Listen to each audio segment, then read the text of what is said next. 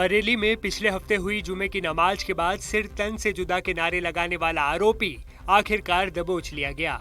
इस शख्स की पहचान फैजान सकलेनी के रूप में हुई। पुलिस की एफआईआर में इस बात का जिक्र किया गया है कि लोगों को भड़काने के लिए कहा गया था कि अपने नबी की बेअदबी करने वालों की एक ही सजा, सिर तन से जुदा। ये बात भीड़ में फैजान सकलेनी ने कही और उसके साथ कुछ लोगों ने नारे लगाते हुए इस्लामिया कॉलेज ग्राउंड की तरफ बढ़ने की कोशिश की। इस मामले से जुड़े 360 सीसीटीवी वीडियो देखने के बाद पुलिस को इस बात का पता चला कि फैजान सकलेनी भी उस वक्त भीड़ में मौजूद था। बरेली के एडीजी ने एनडीटीवी से खास बातचीत में कहा कि जो लोग ये कहते हैं कि वो निर्दोष हैं, उनको फंसाया जा रहा है, वो हमारे सामने आए और अपने साक्ष्य लेकर आए।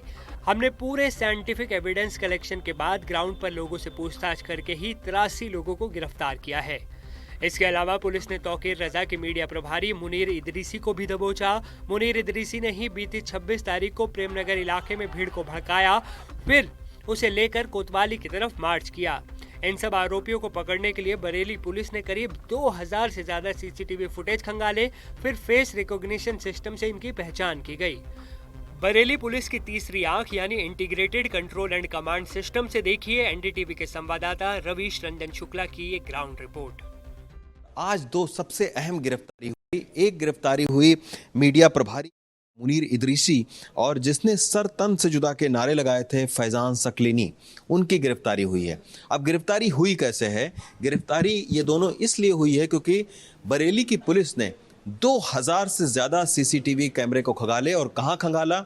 ये है control and command system Bareilly police का। यहाँ पर आप देख सकते हैं कि तकरीबन 1200 से ज़्यादा जो सीसीटीवी फुटेज हैं वो इस जगह पर लगे हुए हैं और इनकी मॉनिटरिंग की गई। अब ये आप देखिए, ये है बिहारीपुर, जहाँ पर बवाल हुआ था शुक्रवार को, बीते शुक्रवार के दिन।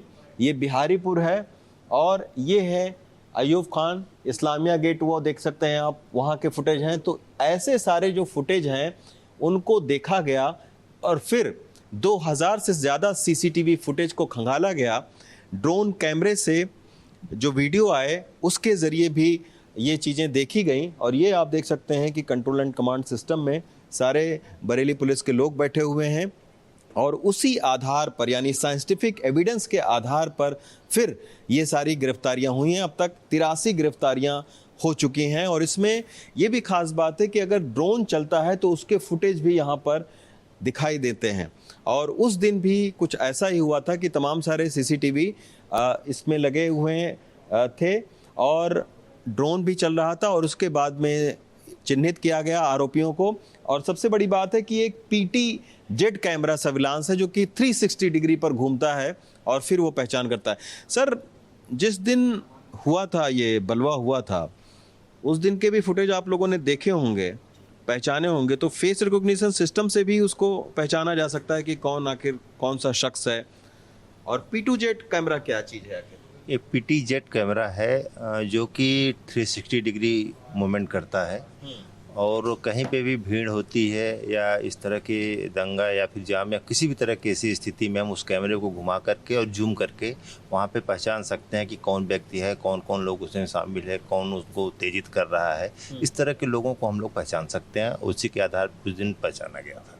तो ये निश्चित तौर पर एक बड़ी कामयाबी बरेली पुलिस को इसलिए भी अभी देखिए कि लगातार गिरफ्तारियां हो रही हैं क्योंकि इस जो साइंटिफिक एविडेंस है वो सबसे बड़ा आधार इस वक्त सीसीटीवी फुटेज बन रहा है।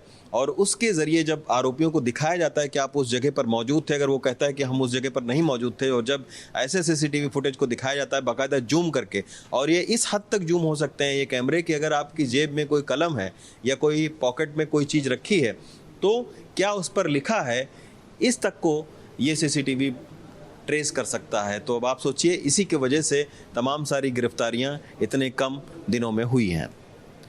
बरेली से स्टीफेंस और रणदीप के साथ रवीश रंजन शुक्ला, एनडीटीवी इंडिया।